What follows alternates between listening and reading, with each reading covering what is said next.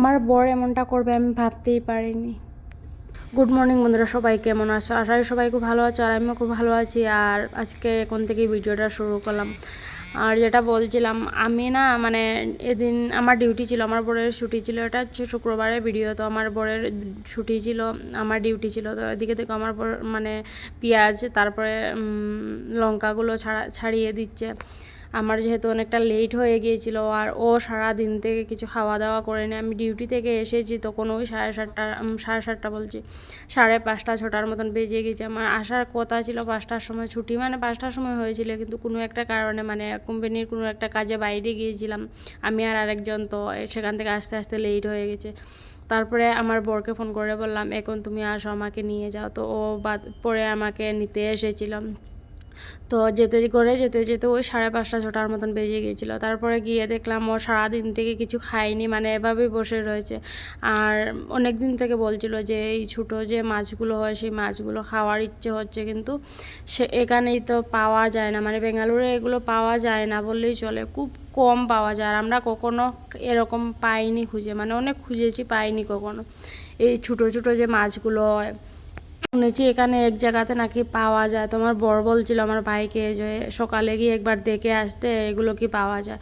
তো এই মাছ নিয়ে একটা ঘটনা রয়েছে। এই মাছ নিয়ে মানে ও মাছ আনতে গিয়েছে, ওর কাছে টাকা ছিল না, তো আমাকে ফোন করেছে। আমি আর ফোনটা রিসিভ করিনি, যেহেতু আমি ডিউটিতে ছিলাম আর আমার ফোনটা মানে ডিউটিতে অ্যালাউড নেই, অফিসে রাখতে হয়। তো আমাকেও পাইনি, আমার বরকেও ফোন করেছে। আমার বর তোর ডিউটি নেই, ছুটি রয়েছে, ও ফোন সাইলেন্ট করে ঘুমোচ্ছে, তো আর আনতে পারিনি। তারপরে আমার বর ঘুম থেকে ওঠার পরে বলছে, তুই মাছ আনিস নি? বলছে আমি মাছ পেয়েছি, কিন্তু আমার কাছে যেহেতু টাকা ছিল না তাই আমি নিয়ে আসতে পারিনি। তারপর আমার বর বলে, আমি এখন টাকা দিচ্ছি, তুই গিয়ে দেখে আয় এখন কি পাস। যাই হোক গিয়ে পেয়েছিল, তারপরে নিয়ে আসলো। আর আমার বর সবগুলো মানে এক একটা করে কেটে কুটে পরিষ্কার করে একটু একটু ভেজেও রেখেছিল, মানে এত সুন্দর করে কেটেছে। যেহেতু ও জানে আমি যদি ভালোভাবে না কাটে তাহলে আমি খাবো না, ভালোভাবে ধুয়ে টুয়ে একটু একটু ভাজা করে রেখেছিল। ও তো জানে না কিভাবে ভাজা করতে হবে। যাই হোক চলে গিয়েছিল, আমি যেহেতু মানে তরকারি করেছিলাম তাই এরকম ভাজা করাই হয়ে গিয়েছিল। আর আমার বরের জন্য এদিকে একটু ফ্রাই করে নিয়েছি, ও এভাবে খেতে ভালোবাসে তাই ওর জন্য এভাবে করে নিলাম। ও সারাদিন থেকে বসেছিল, আমি এসে রান্না করে দেবো তারপরে ও খাবে। আমি বললাম তো বাইরে খেয়ে নিতে পারতে, আমি এসে রাত্রে রান্না করলে তারপরে রাত্রে খেতে। বলছে না, মাছ যখন নিয়ে এসেছি বেছে কেটে কুটে সব কিছু করে রেখেছি, তুমি এসে শুধু রান্নাটা করবে, টাইম বেশি লাগবে না। তো আমি গিয়ে এত উড়াতাড়া করে কাজগুলো করেছিলাম। আমার বর বলল, না এত উড়াতাড়া করতে হবে না, কোনো অসুবিধা নেই, তুমি আস্তে আস্তে করো। আমার তো মানে ও যতই বলো নিজের কীরকম একটা লাগে না, বর সারাদিন থেকে খায়নি, আমি নিজে খেয়ে দিয়ে ডিউটি থেকে আসছি, আর ও সারাদিন থেকে আমার জন্য এভাবে অপেক্ষা করছে। আর এতটা মাছ মানে বুঝতেই পারছো, ছোটো ছোটো মাছগুলো বাছতে কতটা টাইম লাগে। তো সব কিছু বেচে ও আর একটা ভাই ছিল, ওরা দুজন করে রেখেছিল। যাই হোক তারপর রান্নাবান্না করলাম, করে আমার বরকে এদিকে খাবার দিয়ে এসেছি। ওকে যতক্ষণ থেকে খাবারটা দিতে পারছি না মানে শান্তি লাগছিল না, তাই আর কোনো কাজ করিনি। না হলে আমি এদিকে রান্নাবান্না করে এসে আমি এদিকে কাজটা করতে পারতাম। তারপর আমার বর মশলাটাও করে দিয়েছিল, পেঁয়াজ যেমন রসুন তারপরে যেগুলো লাগে সেগুলো সব কিছু কেটে কুটে ও দিয়েছিল আমাকে, মানে তাড়াতাড়ি করার জন্য।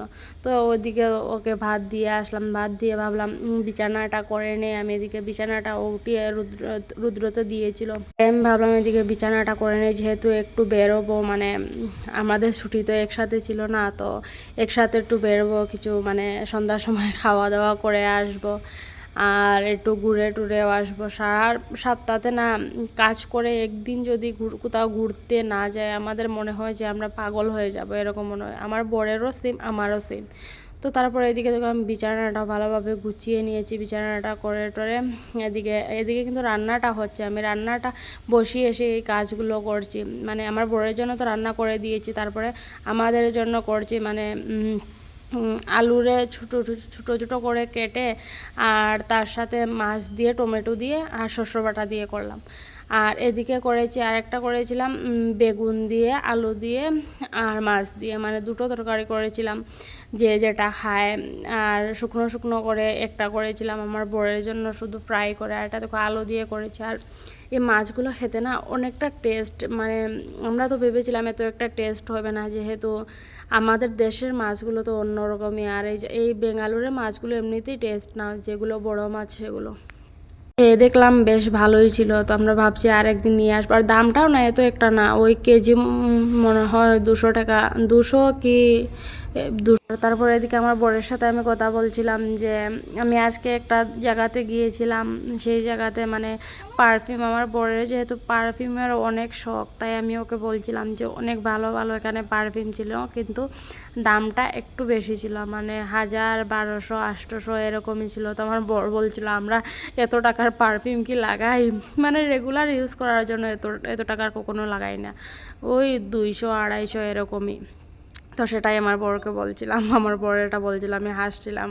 তারপরে বেরিয়ে যাচ্ছে,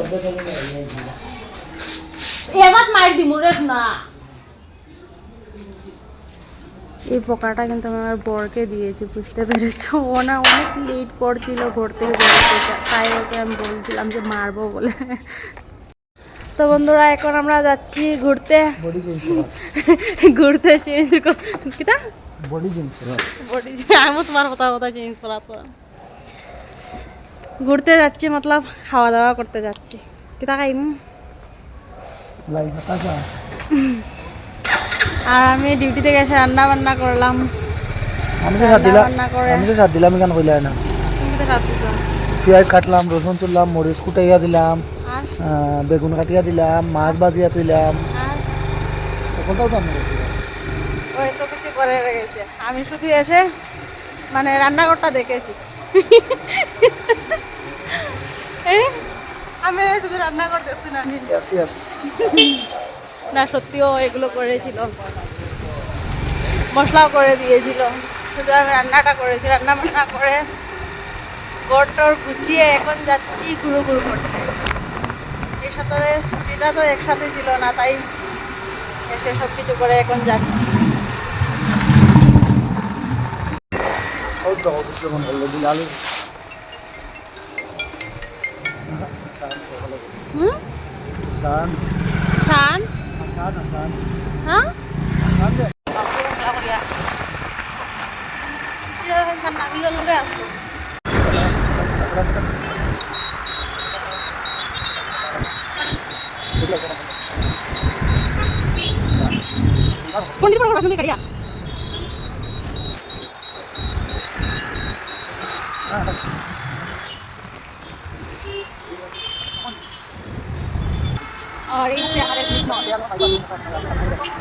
আমরা প্রতি বছর ভাবি যে এই জায়গাতে এসে মানে ক্রিসমাস ট্রির সামনে ফটো ফটো উঠবো, অনেক অনেক দূর থেকে মানুষের ফটো ওঠে, কিন্তু আমাদের আর হয়ে ওঠে না। আর আজকে রাস্তাতে অনেকটা ভিড় কম রয়েছে, অন্যদিন অনেক ভিড় থাকে। কত আসবে মলে ঘুরতে? কিন্তু মলে কাস্টমার আসো, আপনি সকালে আমরা ওপেন করার পরে কাস্টমার আসবো।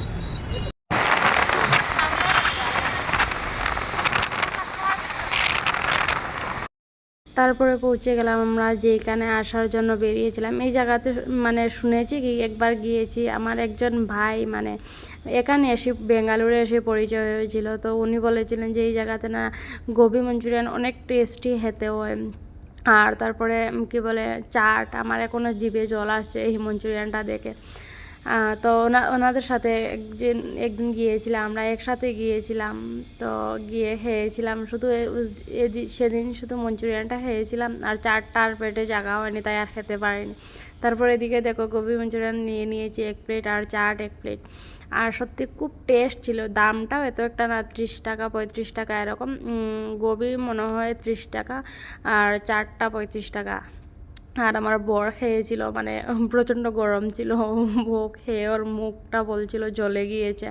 আর এদিকে আমি খাচ্ছি, খুব ভালো ছিল, মানে খুব টেস্ট ছিল। আর দোকানটা এত একটা ইয়ে না, কি বলে, এত একটা যে চেয়ার টেবিল লাগানো সেরকম কিছু না, কয়েকটা টুল দিয়ে রেখেছে, সেখানে বসে সবাই খাচ্ছে। আর অনেক কাস্টমারও ছিল দোকানে। আর এখানে আমি ভিডিও বানাচ্ছিলাম, তো আরেকজন খাওয়া দাওয়া করে নিয়েছি, 1 প্লেট গোবি খেয়েছি। তারপরে 2 প্লেট চাট। তুমি এখন শেয়ার করতে বলতো নাকি? আমার পরে কিন্তু চাটে কিন্তু ভিতরে দিয়ে দান না, আমি মানে নষ্ট হয়ে রেখে খাই। ও তাও তো ধরো মাছ না হইলো ছোটো মাছ, আর তখন আমি ওটা খাইয়ে পেট ভরিয়া দাঁড়াম যে। তাও জিজ্ঞাসা করেছিল আর কিছু কি খাবো, আমি বললাম আরও একটা আইসক্রিম যাবে। এটা যে কোনো সময় চলবে আইসক্রিম। হেলমেট লাগানো লাগবো না।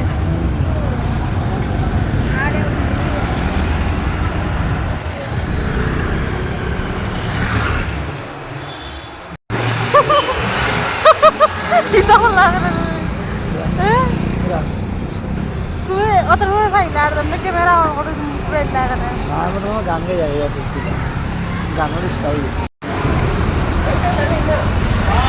চলো বড় খারাপ মানুষ। আমাদের সাথে একটা কথা শেয়ার করে, ঠিক আছে? এখন মনে হয়েছে তাই বলছি, আমাদের বিয়ের আগে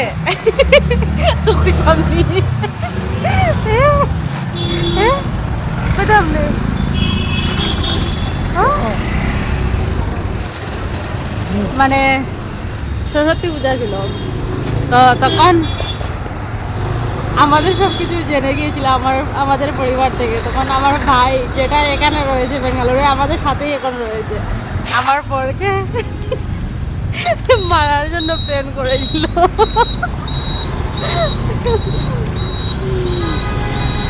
এখন একটা লাইট নিয়ে কথাটা আসলো, তাই মনে হলো ভাবলাম তোমাদের সাথে শেয়ার করি। যদি মারতো দূর তা খাওয়া যাবে না।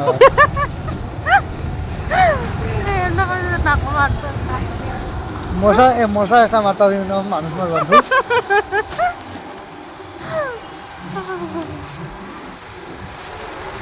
তো এই কথাটা হয়তো তোমরা ভালোভাবে বুঝতে পারো না, তাই ভাবলাম আরেকবার তোমাদের সাথে শেয়ার করে। মানে আমাদের রিলেশনটা আমাদের বাড়িতে জেনে যাওয়ার পরে যেগুলো হয় গ্রামে, মানে একই গ্রামে, তো আমার দুনো ভাই মিলে প্ল্যান করেছিল যে আমার বরকে মারবে। মানে সরস্বতী পূজায় একসাথে আমরা করি, সব প্রতি বছরই একসাথে করি সবাই মিলে, আমার বড়ও সেখানে থাকে। যাই হোক, একটা গ্রামের পুজো বুঝতেই পারছো, আর ও তো আমাদের গ্রামেরই, একই গ্রামের আমরা। তো আমার বর এখানে ছিল, তো ও আমার বর কিছু একটা কারণে বাড়িতে গিয়েছিল, আমি শুনতে পেরেছিলাম যে কিছু কিছু ওরা প্ল্যান করছে যে আমার বরকে মারবে বা কোনো কিছু।